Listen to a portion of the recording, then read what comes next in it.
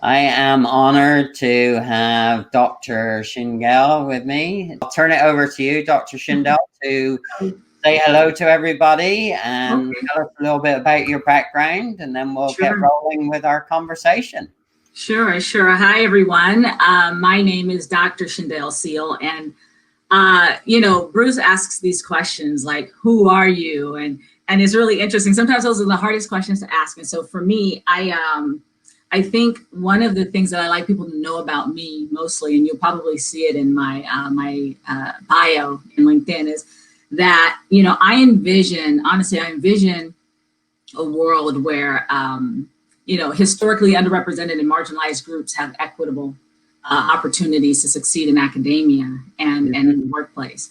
And so that's my thing. I also, I'm really invested in working toward that in my personal and my professional life. So for me, that a lot of that stems from having worked in hospitable places. It stems from me having gone to school in inhospitable places and not having mentors and things of that nature. And we were just talking about mentors, and it's really important for me. So I'm the CEO of a nonprofit organization that does mentorship in our underserved and under-resourced communities. And I am the CEO of Seed Coaching and Consulting, which provides diversity strategy, implementation, training, all of that to make sure that our BIPOC women, LGBTQ members, things of that nature, have support and that they can succeed in academic and in professional entities. And as we discussed earlier, I'm also the chair of the Diversity, Equity, and Inclusion program for the University of California at Santa Cruz, where I am building out some really amazing diversity curricula, and I'm a professor at the University of Redlands. So I'm really a lazy person, as you can see.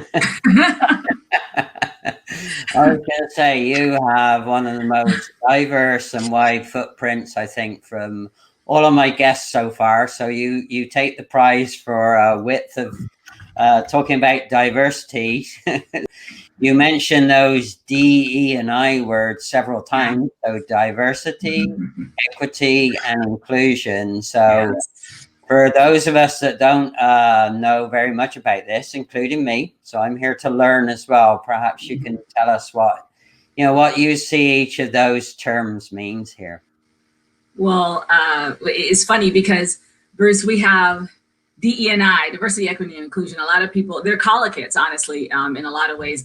We hear them together all the time, and it's almost as though it's like one word, but in reality, they do mean very different things that actually come together to create sort of like a trifecta in a way, and like it creates like this meaningful interaction and workplaces for people. So for instance, like diversity, when we talk about it in the workplace, it just means basically employing people from different backgrounds, different ethnic background, LGBTQ, age, things of that nature. So it's just basically a range of difference within your workforce. When we talk about equity, that basically means that, the fair treatment and access for all members while still considering the historic barriers that have prevented people from being able to contribute, fully.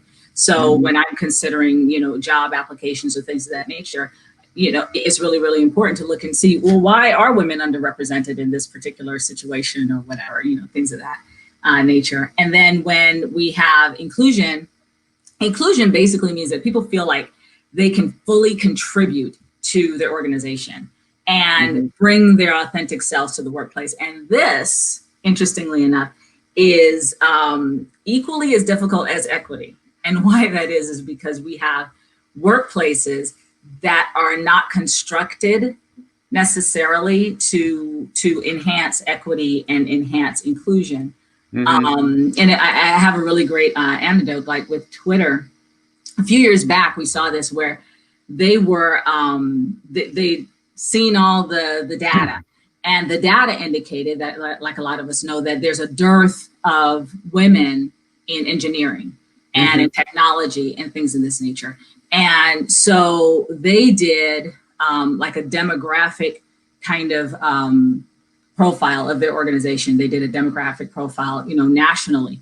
And what they found confirmed it. It said, hey, you know what? There are not a lot of women in these fields. And so they actually determined that we are going to set diversity goals to increase the amount of women in our engineering departments and in our, the higher echelon, C-suite and whatnot.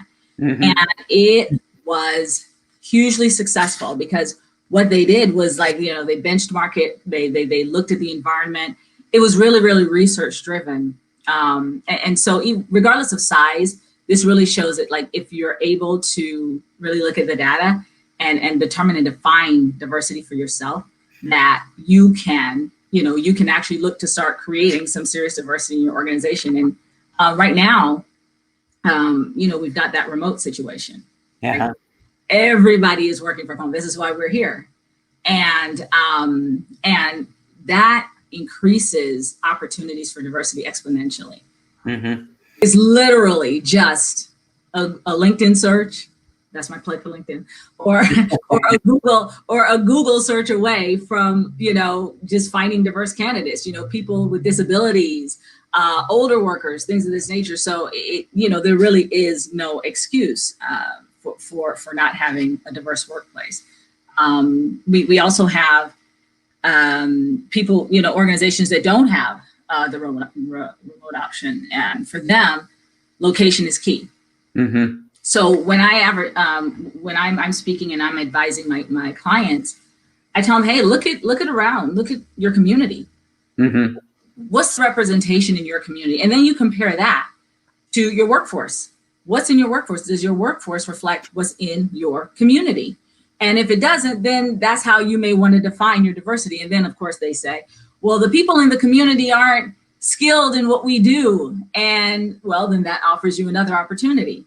You're actually able to create corporate social responsibility initiatives, things of that nature. So, and get into the community and start starting programs that would help people, to give them access to your sector and things of this nature.